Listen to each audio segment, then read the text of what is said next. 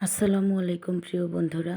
আজকে যে গল্পটা তোমাদেরকে শোনাতে চাচ্ছি সেই গল্পটা কারো জীবন থেকে নেওয়া নয়, বা কোনো নাটক, সিনেমা, চলচ্চিত্রের গল্প নয়।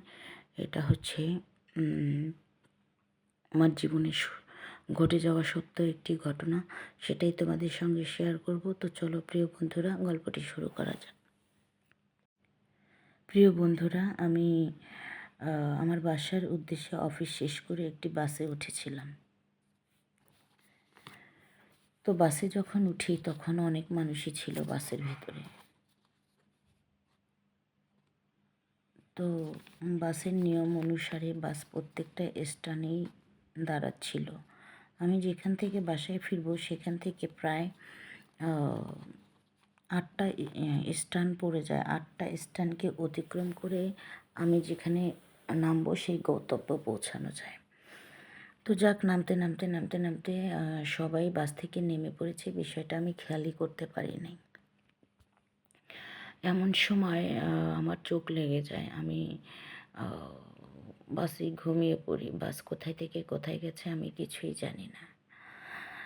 তো যখন আমার ঘুম ভাঙলো তখন দেখি যে আমি গভীর একটা জঙ্গলের দিকে, নির্জন এলাকা, আশেপাশে কোনো মানুষজন নাই, সেরকম একটা জায়গায় ওই বাসটাকে দাঁড় করিয়ে রেখেছে। আর আমার মুখ বাধা, আমি কথা বলতে যাতে না পারি এরকম একটা ব্যবস্থা করে রেখেছে, আর হাতগুলোও বাঁধা। পিছন সাইড দিয়ে আমি কিছুই করতে পারছি না বা চিৎকারও করতে পারছি না।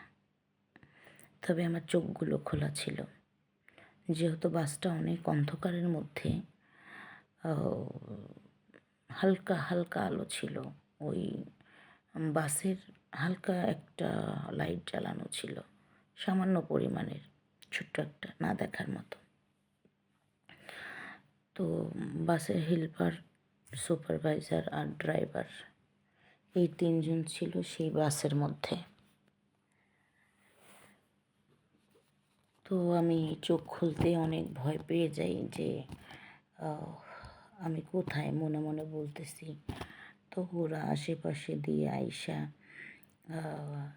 কেউ হচ্ছে আমার ওড়না টেনে খুলে ফেলতেছে, কেউ আবার আমার জামা খুলবে, কেউ প্যান্ট টেনে খুলে ফেলতেছে কি সবই মোটামুটি খুলে ফেলছে। খুলে ফেলার পর প্রথমে ড্রাইভার যিনি ছিল উনি হায়নার মতো আমার উপরে ঝাঁপায় পড়ল। ঝাঁপায় পড়ার পর প্রায় আধা ঘন্টার উপরে একটানা আমাকে মানে যাতাই করলো আমার দেহটার সঙ্গে। যেভাবে মনে করো, কি বলবো, খুব বাজেভাবে আমার উপরে অ্যাটাক হয়। ওরা আমার সাথে খুবই খুবই খুবই খারাপ আচরণ করে। আমার দেহটাকে ছিন্ন বিচ্ছিন্ন করে ফেলছে ড্রাইভার। তারপরে ও উঠে যাওয়ার পর আবার সেই সুপারভাইজার শুরু করলো। সুপারভাইজার যেমনি হাত চালাইতেছে, তেমনি মুখ চালাইতেছে, তেমনি হচ্ছে ওর খাম্বা চালাইতেছে। এইভাবে করে ও প্রায় 1 ঘন্টার উপরে হয়ে গেল আমাকে ছাড়ে না, আমাকে তছনছ করে ফেলতেছে ওই জায়গায়। যাকে একটা পর্যায়ে ওটাও হয়ে গেল। হয়ে যাওয়ার পর এবার হেল্পার কী করলো, আমি ছটফট করতেছি।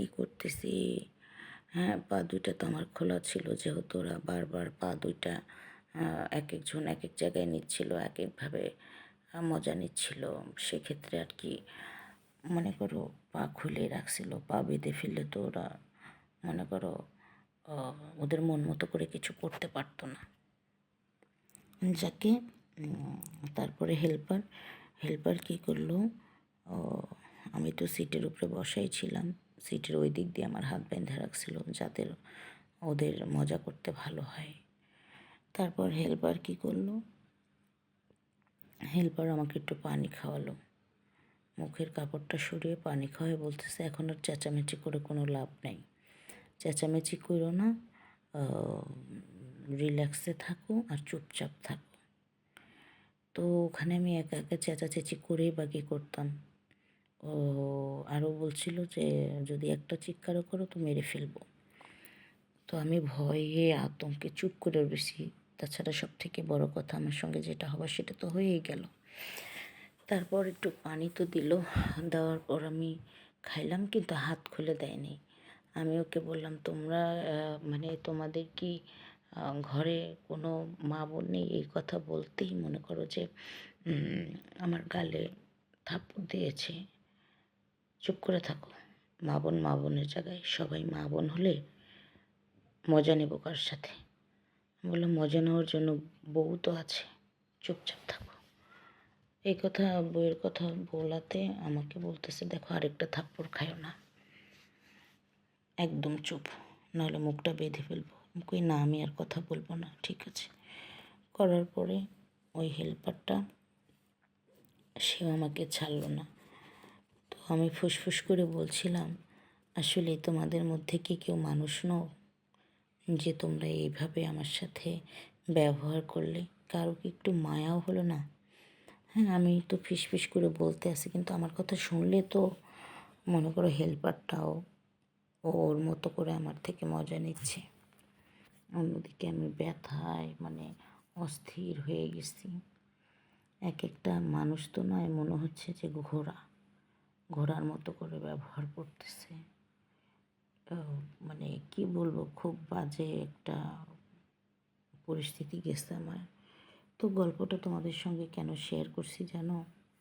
আসলে দেখো, ওরা আমাকে তিনজন মিলে আমার থেকে মজা নেওয়ার পরে তিনজন মিলে আমাকে ওখানেই ফেলে গেছিলো। মানে ওই জায়গাটা এত অন্ধকার ছিল, একটা জঙ্গলের জায়গা ছিল।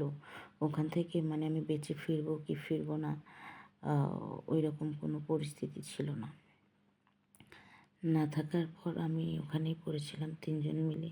ওদেরকে আমি রিকোয়েস্ট করেছিলাম প্লিজ আমি কাউকে কিছু বলবো না, তোমরা জাস্ট আমাকে একটু আমার বাসা পর্যন্ত বা আমি যে স্টেশনে নামতে চেয়েছিলাম সেখান পর্যন্ত পৌঁছায় দাও। ওরা আমাকে দেয়নি। না দিয়ে তো ওরা যখন আমাকে ফালাই দিয়ে চলে যাচ্ছিলো, আমি ওদের গাড়ির নাম্বারটা দেখবো বুঝবো সেরকম পরিস্থিতিও আমার ছিল না। আর বাসটা ওরা ঘুরাই রাখছিল আমাকে ফালায়, আমি গাড়ির নাম্বারও দেখতে পারিনি। ওহ, কিন্তু ওরা আমাকে জীবিত ছেড়েছিল। তো ওই অবস্থায় আমি ওখানেই পড়ে থাকলাম। থাকার পরে ওরা চলে গেল। যাওয়ার পরে অনেক রাতে একটা লোক, জানি না, একটা নেশাখোর লোক ওদিক দিয়ে যাচ্ছিল। যাওয়ার পরে আমি ওখানে ক্যাতরাচ্ছিলাম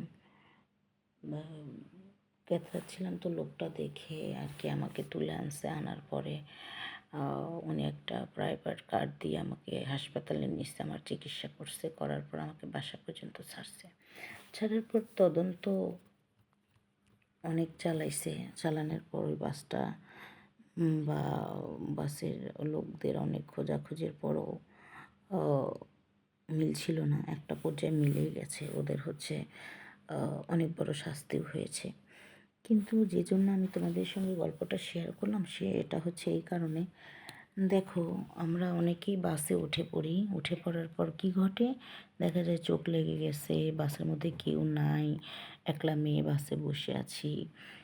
ড্রাইভার, হেল্পার, কন্ডাক্টর বা সুপারভাইজার এরা বাসটা নিয়ে যে কোনো জায়গায় চলে গেছে। যে একটা মেয়ে ছিল ঘুমন্ত অবস্থায়, তাকে বেশ কয়েকজন মিলে রেপ করছে, ধর্ষণ করছে।